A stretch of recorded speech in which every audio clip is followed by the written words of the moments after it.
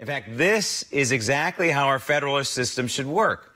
The 10th Amendment applies here, but so does respecting the supremacy clause of the United States Constitution. It's a beautiful thing. Joining me now from Council Bluffs, Iowa State Director for an Article 5 Convention of the States, Sarah Haldeman. Sarah, this really, to me, is the federal system at work, the supremacy clause of the United States Constitution. That is, states need to respect certain laws passed by the United States Congress. And that's exactly what the state of Texas and Greg Abbott are doing. They're saying, hey, listen, this is the law of the land. This is what Congress passed. And the state of Texas is simply going to respect this law. Yeah, and you'll see in states where Article 5 has been passed, you'll see they have the same respect for the Constitution. That's kind of what it's emblematic of. So the people who are going to respect federal law and are willing to uphold federal law are also the ones who are willing to look at Article 5. Whereas the sort of nullification group are the same ones who are on the right and the left who would kind of oppose that, which is, it's just very interesting to me to watch. Right, and Article 5 is a great example of respecting the Constitution and how a state or a city or an individual, if you will, we the people, can petition the government to change the government. Article 5 was put in the Constitution by the framers to give us a safety valve for us to redress our government and say, hey, you know what, this is not working well, and this is what we think you should do by amending the United States Constitution directly and bypassing the Congress. Honestly, it's a very legitimate role for the states to have. The states are the only entity in the Constitution that can unilaterally act to change the Constitution because they're the ones who created it in the first place.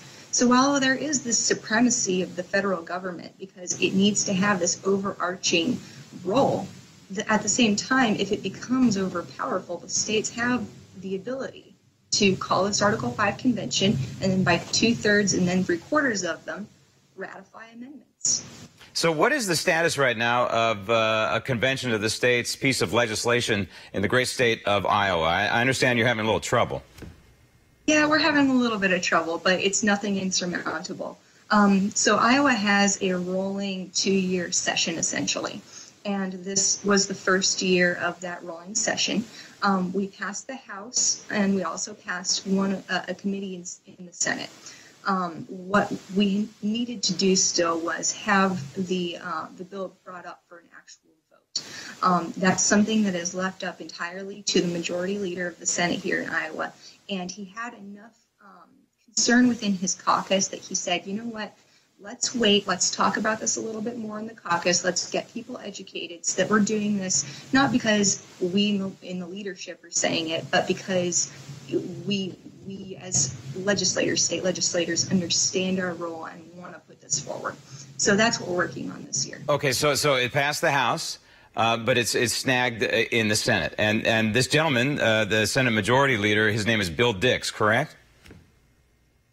Okay, so he right now is the person who's clogging the system. And he says that he needs to educate his people more, needs to educate himself more, needs to educate the people of Iowa more. How do you define this educate more?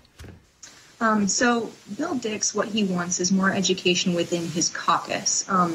We had an organization here in the state of Iowa that is a political organization that's actually supposed to be faith-based. And they had trouble with Convention of States, kind of the normal issues of, concerns about runaway convention and things like that.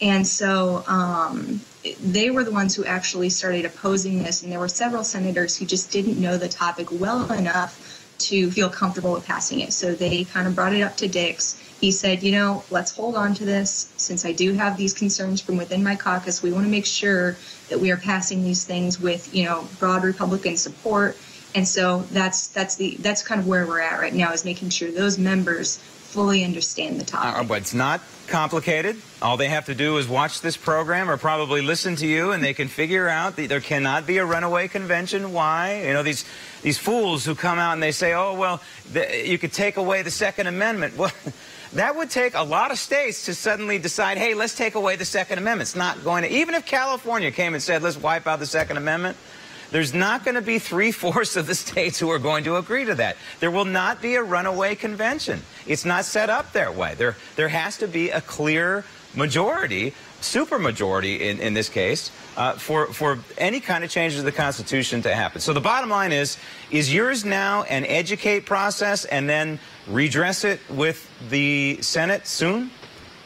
Yes. So next January is when our session begins again. And we have between now and then to reach these senators and convince them of why Convention of States is safe. And you brought up a very good point.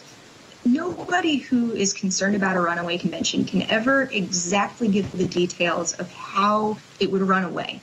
And at every turn, it's like, no, the Convention of States, it's based upon the Constitution, which answers that. So it is. We have a lot of confidence that we'll be able to answer the concerns and move forward in the early days of January, hopefully. It takes 34 states to trigger an Article 5. We're at 10 so far. Hopefully Iowa will be number 11. And it would take 38 states to amend the Constitution one way or another. So just remember those numbers, and you will realize that there will be no runaway convention. Sarah, thank you.